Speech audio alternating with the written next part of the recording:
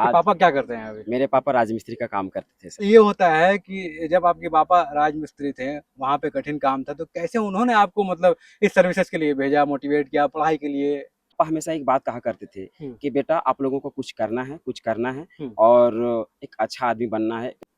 अपने रविदास समाज में मैं अपने हुँ। गाँव में नौकरी लेने वाला प्रथम व्यक्ति था। क्या बात है! तो सर एक कहावत है, "जा तन लागे वो तन जाने, पीर पराई कोई दूजा क्या हुँ, जाने।" जिस हुँ, पे गुज़रती है वो उस दर्द को वो इंसान समझता है। बिल्कुल। और मैं उस दर्द से गुज़र चुका हूँ और उन चीज़ों को समझा हूँ कि लोग किस-किस मुकाम पर, किस-किस पोज़ीशन पे, किन-किन समस्याओं से वो सामना करना पड़ता है। जोहार हज़ारीबाग, मैं फैज़ अनवर, आप देख रहे हैं जोहार हज़ारीबाग। आज झारखंड पुलिस एकेडमी का जो है डीएसपी लोग का ट्रेनिंग खत्म हुआ है और मेरे साथ अमित रविदास जी हैं।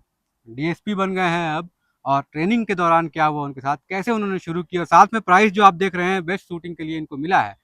तो रविदास जी, कैसे शुरू हुई आपकी जो कहानी है, वो कैसे स्टार्ट हुई? अ, सभी को जय हिंद और बहुत-बहुत धन्यवाद आप लोगों का। और निस्संदेह आज मैं बहुत खुश हूँ कि 1 साल की रिगरस ट्रेनिंग के बाद जो हम लोगों को मेंटल और फिज़िकल टफ़नेस बनाए रखने के लिए आयोजित की जाती है, वो ख़त्म हुई। तो मैं आप लोगों को बताते हुए युवा लोगों को ये बताना चाहूँगा हुँ। कि मैंने अपनी प्रारंभिक शिक्षा 1 टू 10 गाँव के ही सरकारी स्कूल से किस गाँव से, मतलब क्या? बड़की पुन उत्क्रमित उच्च विद्यालय बड़की पुनो मेरा गाँव हुआ और कहाँ वहीं पे ये है? एक्चुअली ये बोकारो जिला में बोकारो में? अच्छा, गोमिया ब्लॉक गोमिया में में पड़ता है। हाँ, गोमिया ब्लॉक में तो आता एक है। गाँव है पूरा। पूरा फुली गाँव है, हाँ, इंटीरियर है, इंटीरियर है। हाँ, जंगल भी है। हाँ। वहाँ के एक उत्क्रमित उच्च विद्यालय से पढ़ाई मैंने की 1 से हुँ, 10वीं क्लास तक। हुँ। वहाँ मैं स्कूल टॉपर रहा, अच्छा, हाँ, मैट्रिक में स्कूल टॉपर रहा। हाँ, देन फिर मैंने हाँ। कोलंबस कॉलेज में इंटरमीडिएट ऑफ साइंस से अच्छा। सेकंड डिवीज़न में मैंने हुँ, आईईसी किया। हुँ, फिर मैं बीएससी किया हुँ। एंड बीएससी किया, लेकिन 1 साल मैंने फिज़िक्स ऑनर्स किया। फिर मुझे अच्छा नहीं लग रहा था कि हुँ। मुझे लगा शायद जिस फ़ील्ड में मुझे जाना चाहिए था सिविल सर्विसेज़ में फिज़िक्स नहीं है। हाँ। फिज़िक्स नहीं है। हाँ, हाँ, तो ये मेरा खुद का डिसीज़न रहा सर हाँ। कि मैं इसे छोड़ दूँगा। अच्छा। अब पेरेंट्स ने कहा कि बेटा जब आपको छोड़ना था तो why do you pursue that, हाँ, मतलब पहले आपने क्यों किया? क्यों किया? आप हाँ, पैसे भी गए। बिल्कुल। बट मैंने बोला कि पापा अगर मैं 1 साल यहाँ पर देखता हूँ, हाँ। तो शायद मैं अपनी पूरी लाइफ़ बर्बाद कर दूँगा। हुँ। एंड बहुत बड़ा डिसीज़न था वो, है बहुत ना? बड़ा वो मेरी लाइफ़ का डिसीज़न रहा, हाँ, जिसमें मेरे बड़े भैया और मेरे पापा ने सपोर्ट किया। हाँ। एंड फिर मैंने बीएससी से मूव किया हुँ, एंड आई गॉट बीए। हुँ। और फिर बीए मैं किस सब्जेक्ट में किया बीए आपने? मैंने सोशियोलॉजी ऑनर्स में करा, अच्छा। रामगढ़ कॉलेज से। हाँ। और आप लोगों को बताते हुए मुझे बहुत खुशी हो रही है कि मैं बीए में विनोबा भावे यूनिवर्सिटी में सेकंड गोल्ड मेडलिस्ट अपने सब्जेक्ट्स में रहा था अच्छा, क्या बात है! और बहुत खुशी लगी। और फिर हुँ। ग्रेजुएशन के तत्पश्चात ही मेरा बैंक मैनेजर में सिलेक्शन हो गया। दो मतलब बैंक में काम करने लगे आप? हाँ, 2016 में। अच्छा, 2015 में मेरा पास आउट हो गया था बीए का और अच्छा। 2016 में मेरा बैंक पीओ निकाल लिया बैंक आपने? पीओ मैंने निकाल लिया। किस बैंक में थे? पंजाब नेशनल बैंक में मैं था। दीजिए, सरकारी बैंक में भी थे, पंजाब नेशनल बैंक में चले गए, फिर वापस छोड़ के कैसे आए फिर? मैं बिहार में गया में था। हाँ। और तो जब मैं बैंक की तैयारी कर रहा था तो हुँ, मुझे हमेशा दिल में रहता था कि एक झारखंड के लिए काम करूं, हुँ, और दूसरी बात थी कि मैं कर सकता हूं और मुझे करना चाहिए। हुँ, और निसंदेह मुझे समाज को और कंट्रीब्यूट करने की हुँ। मेरे में क्षमता है, तो मुझे निसंदेह तैयारी और प्रयास करता रहना चाहिए। लेकिन वो जो बैंक से आप जो यहाँ पे आए, वो मैं जानना चाहता हूँ। तो इतना अच्छा लाइफ़ था, अच्छा सैलरी मिल रहा है, बैंक पीओ निकाल के, और फिर यहाँ पुलिस सर्विसेज़ में, क्योंकि यहाँ आप ट्रेनिंग इतना रिगरस, उसके बाद फिर कठिन जॉब।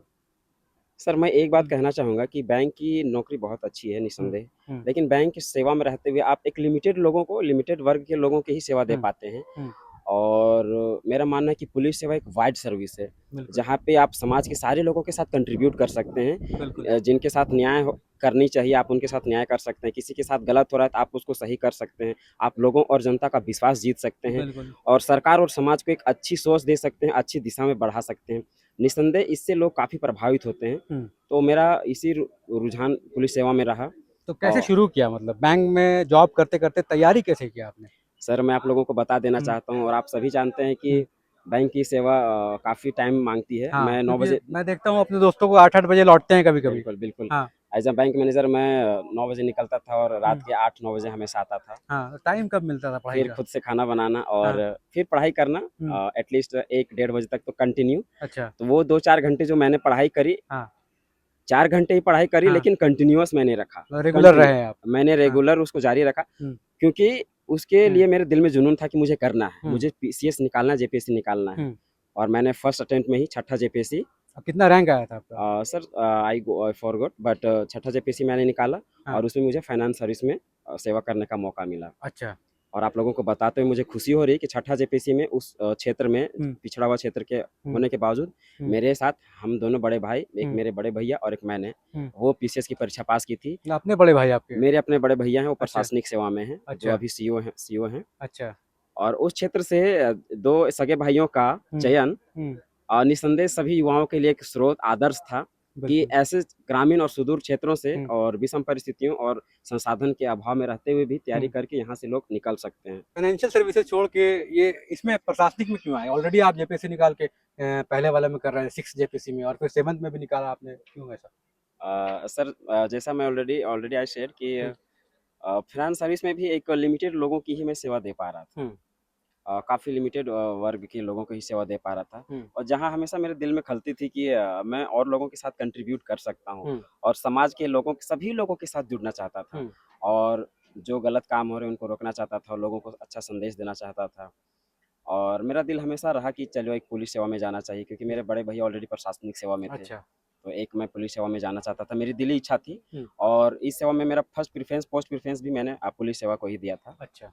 और लोगों के साथ जुड़ना, उनकी समस्याओं को दूर करना, आम जनता से रूबरू होना, कम्युनिटी पुलिसिंग को अच्छे से इम्प्लीमेंशन करना, ये मेरे दिल से मेरी अंदर की वो बात है जो मैं पुलिस सेवा में रहते हुए कर पाऊँगा, और इसलिए मैंने पुलिस सेवा को चूज़ किया। बिल्कुल। तो देखिए किस तरह से अमित रविदास जी ने अच्छा खासा जॉब रहा, बैंक में काम किया, उसके बाद जेपीएससी, छठी जेपीएससी निकाली, उसके बाद फिर 7वीं जेपीएससी में पुलिस सर्विसेज में जाना था, इसीलिए इन्होंने कड़ी मेहनत करके ये भी निकाला। अब जो है इनको अवार्ड भी मिला है, तो ऐसा लग रहा है कि अब इनका जर्नी सफल होता जा रहा है अवार्ड मिलने के बाद, क्योंकि अब तो आपको लग रहा है कि जिसके लिए बने थे वो उसमें आप सक्षम भी हो रहे हैं।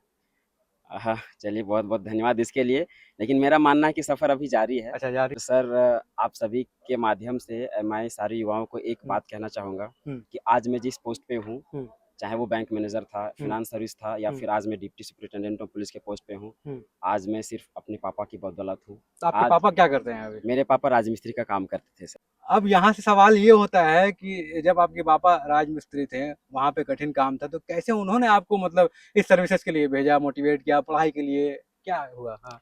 सर, जैसे मैंने बोला कि मेरे पापा राजमिस्त्री का काम करते थे और गाँव में ही काम करते थे, हुँ। और हमारी आर्थिक स्थिति बहुत खराब थी सर।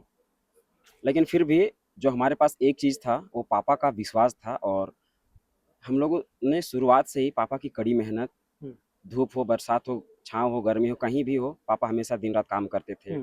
कड़ी मेहनत से काम करते थे, और वो समाज में अनुशासन के साथ अपना जीवन व्यतीत करते थे, और ईमानदारी तो कूट-कूट कर उनमें भरी हुई थी।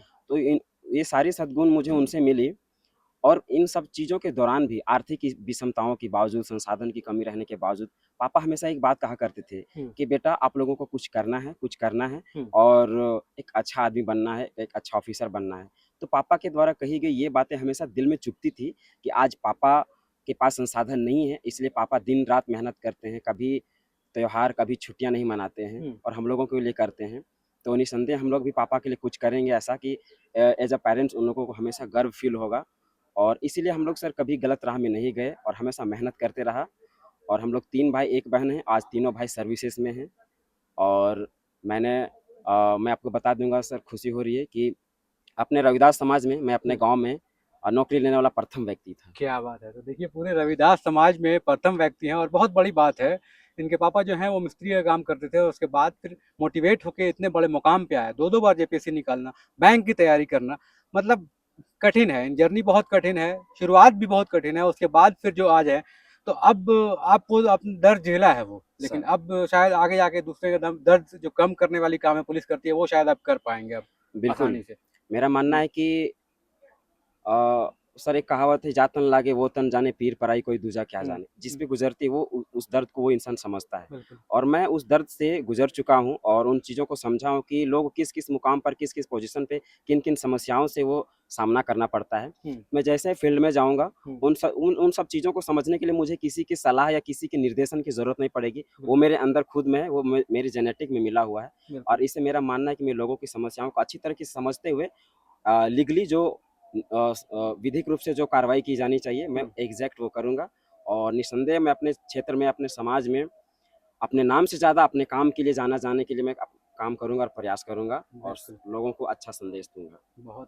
बहुत धन्यवाद आपका Amit thank you so Ravidas ji. Much. और गाँव मैं भूल गया, ऐसा नाम था गाँव का, भूल गया, क्या नाम था? सर, मेरा गाँव है बड़की पुन्नू, बड़की पुन्नू। बड़की पुन्नू या हाँ। गोमिया ब्लॉक में आता है और जिला मेरा बोकारो हुआ। ठीक है, बड़की पुन्नू गोमिया ब्लॉक से हैं ये अमित रविदास जी, और पूरे रविदास समाज में वहाँ कोई नहीं निकाला है इस पोस्ट में। बहुत बड़ी बात है, और जैसा इनकी जर्नी है वो सच में एक सक्सेस स्टोरी की तरह है। बहुत बहुत धन्यवाद आपका। जोहार thank you Hazaribagh. So much, thank you so much. जोहार एंड जय हिंद सभी को।